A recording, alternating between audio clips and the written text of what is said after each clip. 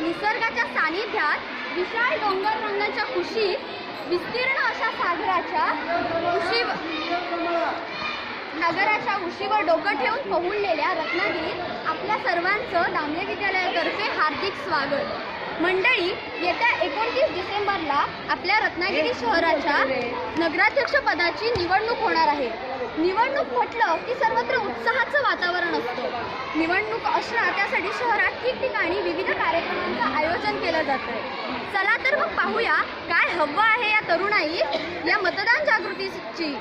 मतदान अपयश लावणी आता परत कसली तरी चालू करायचा, आपण कल्टी मारूया। ह्या आली आता ऐका काय दादा लोक कुठेतरी जायचा प्लॅन दिसतोय। नाही तुझं अजून काही ठरलं नाही, पण गणपतीपुळ्यात जायचा प्लॅन करतो। अरे वा छान। अरे पण त्या दिवशी तर मतदान आहे, मतदान करून जाणार वाटतं। असली फालतू कामं करायला आमच्याकडे वेळ नाही। त्या दिवशी आमचा सुट्टीचा दिवस असतो, त्यामुळे आम्हाला पाहिजे ते करणार आणि मतदान करून आमचा काही फायदा होणार नाही।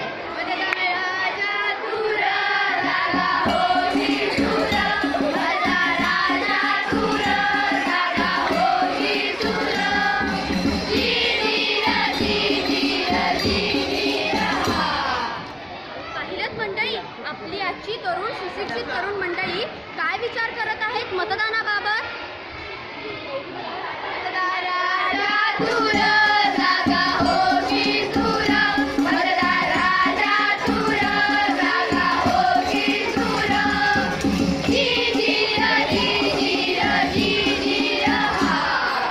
चला तर मग पाहूया ही शाळेची छोटी मुलगी या सगळ्यांना कसं समजावत आहे। तुम्हीच तर त्या दिवशी आमच्या घरी आला होता, तेव्हा मोठ्या गप्पा मारत होतात की राजकारणाचं काही खरं नाही, तरुणाईचा विचारच केला जात नाही म्हणून। आणि पण त्याचा इथे काय संबंध आहे? लोकशाहीमध्ये मतदानाने आपला नेता आपण निवडू शकतो, पण तेव्हा जर तुम्ही मतदान केलं तर ना आमच्या नागरिकशास्त्रात हे शिकवतात। आणि मला तरी असं वाटलं की तुम्ही याचा आयोजन केलेला असता। मी एसटीने मतदान केलं काय बिघडत नाहीये, बिघडतंय। होय बिघडतंय। तुझ्यासारख्या अशा सगळ्या मतदारांनी असा चुकीचा विचार केला तर चांगला नेता कसा निवडला जाणार? तुम्ही तर सर्व सुशिक्षित मतदार। बाद में कुछ दम है बाबा। मतदार राजा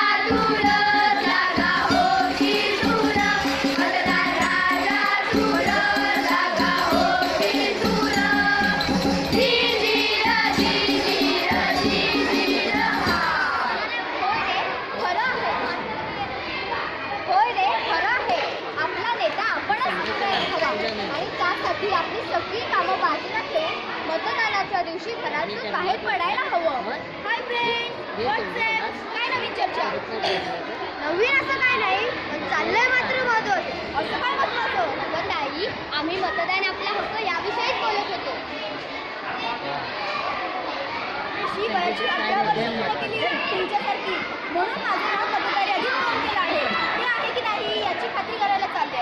अरे यार, पण मतदार यादी आता कुठे उपलब्ध होणार? मी सुद्धा हाच प्रश्न आमच्या शाळेतल्या तरळबाईंना विचारला होता।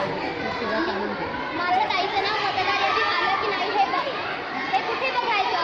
बाई म्हणाल्या की तुम्ही ज्या प्रभागात राहता तेथील PLO यांच्याकडे किंवा